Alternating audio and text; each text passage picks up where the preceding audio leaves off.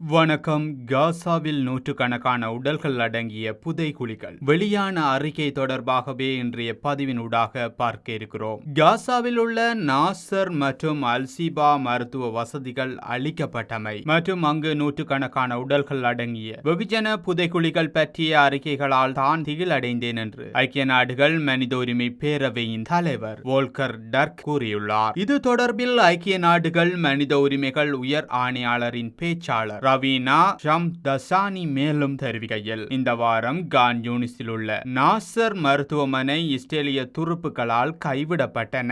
இதன் பின்னர் பாலஸ்தீன அதிகாரிகள் புதைகுழிகளில் பல உடல்களை கண்டுபிடித்ததாக அறிவித்தனர். பல உடல்கள் தெளிவாக கண்டுபிடிக்கப்பட்டிருப்பதால் எச்சரிக்கையை எழுப்ப வேண்டிய அவசியத்தை நாங்கள் உணர்கிறோம் என்று ஐக்கிய நாடுகள் மனித உரிமைகள் உயர் ஆணையாளரின் பேச்சாளர் கூறியுள்ளார். இவ்வாறு மீட்கப்பட்ட உடல்களில் சிலவற்றின் கைகள் கட்டப்பட்டிருந்தன. இது சர்வதேச மனித உரிமைகள் சட்டம் மற்றும் சர்வதேச மனிதாபிமான சட்டங்களின் கடுமையான மீறல்களை குறிக்கிறது என்று கூறியுள்ளார். மேலும் இவை மேலதிக விசாரணைக்கு உட்படுத்தப்பட வேண்டும் என்றும், நாசரில் 283 உடல்களும் அல்சிபாவில் 30 உடல்களும் கண்டெடுக்கப்பட்டதாக கூறும் பாலஸ்தீனிய அதிகாரிகளின் அறிக்கைகளை உறுதிப்படுத்தும் பணியில் ஐக்கிய நாடுகள் மனித உரிமைகள் அலுவலகம் செயற்பட்டு வருவதாகவும் அவர் மேலும் கூறியிருக்கிறார். குறித்த அறிக்கைகளின்படி சில உடல்கள் கழிவு குவியல்களுக்கு அடியில் புதைக்கப்பட்டுள்ளன. இவற்றில் பெண்களும் முதியவர்களும் அடங்குவர். காசாவில் ஹமாஸ் நடத்தும் சிவில் அவசர சேவை நேற்று செவ்வாயன்று நாசரில் உள்ள ஒரு வெகுஜன புதைகுழியில் மொத்தம் 310 உடல்கள் கண்டுபிடிக்கப்பட்டுள்ளன.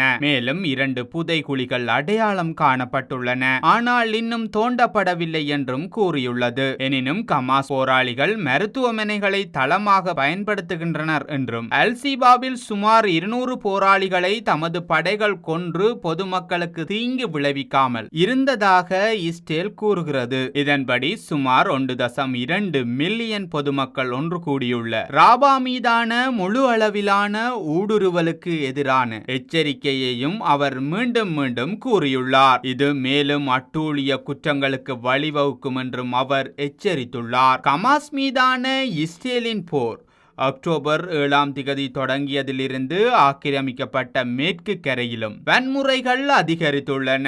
இதற்கிடையில் நூர்ஷாம்ஸில் பாதிக்கப்பட்ட சிலர் வெளிப்படையான சட்டத்துக்கு புறம்பான மரண தண்டனைகளால் கொல்லப்பட்டதாக ஐக்கிய நாடுகளின் மனித உரிமைகள் அலுவலகத்துக்கு அறிக்கைகள் கிடைத்துள்ளதாகவும் கூறப்படுகிறது. இதனிடையில் தெற்கு காசா பகுதியில் உள்ள ராபா நகரில் இஸ்ரேலின் தாக்குதல்களை பிரான்ஸ் கடுமையாக எதிர்ப்பதாக பிரான்ஸ் ஜனாதிபதி இமானுவேல் மேக்ரோன் தெரிவித்துள்ளார். இது தொடர்பில் இஸ்ரேலிய பிரதமர் பெஞ்சமின் நெதன்யாகுடன் தொலைபேசி உரையாடலில் கூறியதாகவும் அவர் தெரிவித்துள்ளார். இதன்போது பாலஸ்தீனத்துக்கும் இஸ்ரேலுக்கும் இடையில் நிலையான யுத்த நிறுத்தத்தை உடனடியாக அறிவிக்க வேண்டியதன் அவசியத்தை மீண்டும் வலியுறுத்தியுள்ளார். காசா பகுதி கடுமையான மனிதாபிமான நெருக்கடியை எதிர்நோக்கி வருவதாகவும், ராபா நகரின் மீது இஸ்ரேல் நடத்தும் தாக்குதல்கள் காசா பகுதியின் நிலைமையை மேலும் மோசமாக்கும் என்றும் மேக்ரோன் சுட்டிக்காட்டியுள்ளார். இதேவேளை பிராந்தியத்தில் நிலையான அமைதியை உறுதி செய்வதற்கான ஒரே வழியாக